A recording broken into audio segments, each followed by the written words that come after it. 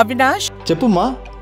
దగ్గరలో ఉన్న మెడ్ప్లస్ కు వెళ్ళి మెడ్ప్లస్ బ్రాండ్ మెడిసిన్స్ అని అడిగి కొనుక్కునరా. అక్కడ 50 to 80% తగ్గింపుకు వస్తుంది. మీరు తీసుకునే అదే మందులు, అదే నాణ్యమైన మందులు, కానీ సగం ధరకే. హస్తం గుర్తు మీద గెలిచిన ఆ ఎమ్మెల్యే రూటే సపరేటు. ముఖ్యమంత్రి జిల్లా పర్యటనలకు వచ్చినా ఆయన పట్టించుకోరు. ఒకటి కాదు, రెండు కాదు, ముచ్చటగా మూడోసారి కూడా ఆయన సీఎంకే జలకిచ్చారు. ఎమ్మెల్యే క్యాంప్ ఆఫీస్ మీద నుంచే సీఎం కాన్వాయ్ వెళ్లినా ఆ ఎమ్మెల్యే డోంట్ కేర్ అన్నట్లుగా వ్యవహరించారు. కానీ ముఖ్యమంత్రిని మాత్రం కలవలేదు. తాజాగా వరంగల్ సభకు ఆ ఎమ్మెల్యే డుమ్మా కుట్టడంతో మరోసారి ఆయన వైఖరిపై పార్టీలో చర్చ జరుగుతోంది. ఇంతకీ ఎవరా ఎమ్మెల్యే? ఆయన అసంతృప్తికి కారణమేంటి?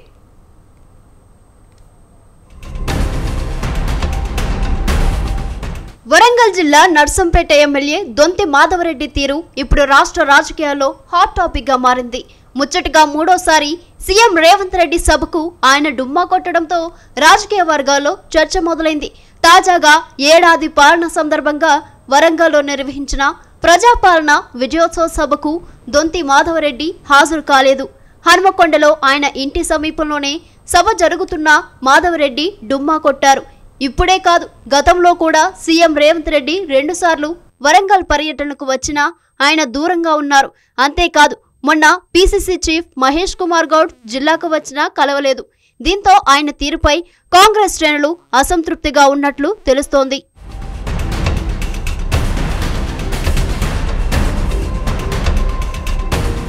అయితే మొదటి నుంచి రేవంత్ రెడ్డికి వ్యతిరేకంగా ఎమ్మెల్యే దొంతి మాధవరెడ్డి ఉన్నారని టాక్ వినిపిస్తుంది.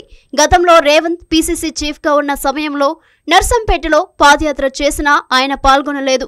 ఇక కాంగ్రెస్ అధికారంలోకి వచ్చి రేవంత్ సీఎం అయిన మాధవరెడ్డి వ్యవహార శైలిలో మార్పు రాలేదని అంటున్నారు.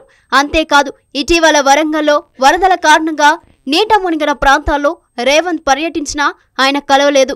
ఎమ్మెల్యే క్యాంప్ ఆఫీస్ ముందు నుంచే సీఎం కాన్వే వెళ్లిన మాధవరెడ్డి పట్టించుకోకపోవడం అప్పట్లో చర్చనీయాంశంగా మారింది. అయితే మంత్రి పొంగులేటి శ్రీనివాసరెడ్డి పర్యటనలో మాత్రం మాధవరెడ్డి పాల్గొనడం ఇక్కడ గమనించాల్సిన విషయం.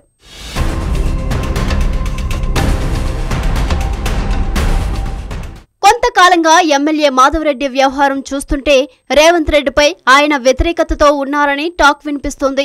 మొదటి నుంచి పార్టీలో ఉన్న నాయకులను పట్టించుకోకపోవడం, తనకు పార్టీలో సముచిత స్థానం కల్పించకపోవడంపై కూడా ఆయన అసంతృప్తితో ఉన్నారట. ఇక జిల్లా మంత్రులపై కూడా ఆయన గుర్రుగా ఉన్నారని ప్రచారం జరుగుతోంది.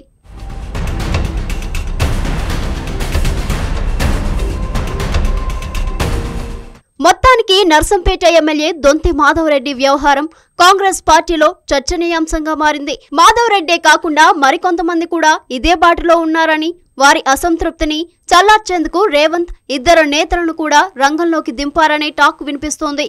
మరి ఈ వ్యవహారం ఎంతవరకు వెళ్తుందో వేచి చూడాలి.